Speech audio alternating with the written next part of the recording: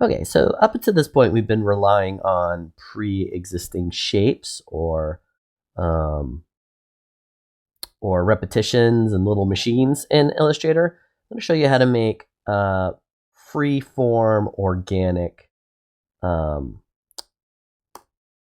paths. So the most basic way to draw a vector path is this pen tool. And how it works is you click a point. If you drag on that point, you see these little handles come out. These are the tangency handles, and they're going to influence how the curvature is going to work. So if I click a point, now that I have one on there, you can kind of see what happens. As I pull the handle out, it's basically like that point has more influence on the curvature, and I can just kind of keep going. All right.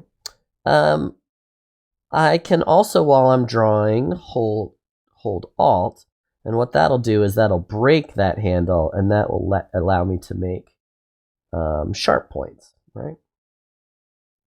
I can also break the tangencies to any point I've constructed. So one of the amazing things about vectors, I mean, I can zoom in forever, that's cool.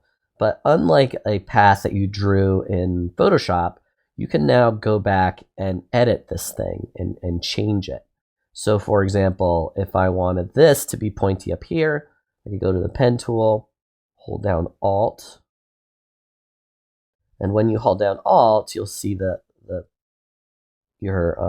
little pen shape change and into like a sharper shape, and that'll break the handles. You can also hold down Alt and take your existing handles and break them that way.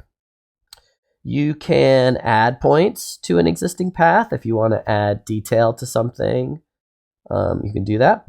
You can also subtract. So with the pen tool, if you roll over a point, you see that little minus appear there.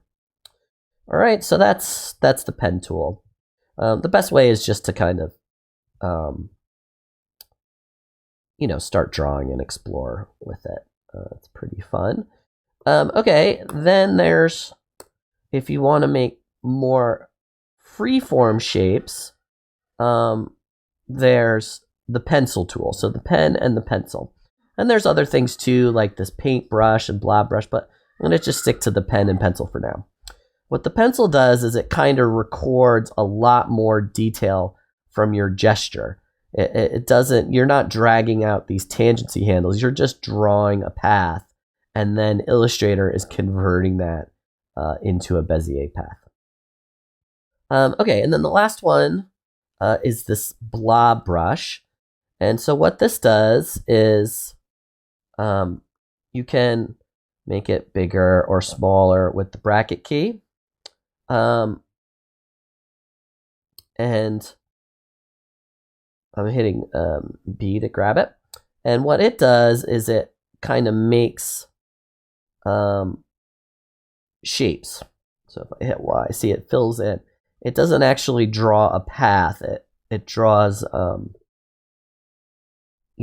shape, like it automatically creates the path around the brush. So like while I'm in this wireframe mode, I could go like this, and you can kind of see what it's going to do.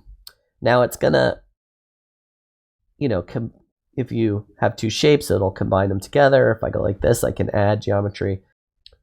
So yeah, I can add to this. And then the reverse is over here, which is the eraser tool, which you can get to by hitting Shift E. Once again, the brackets will make the brush bigger and smaller, and then this will erase from your shape.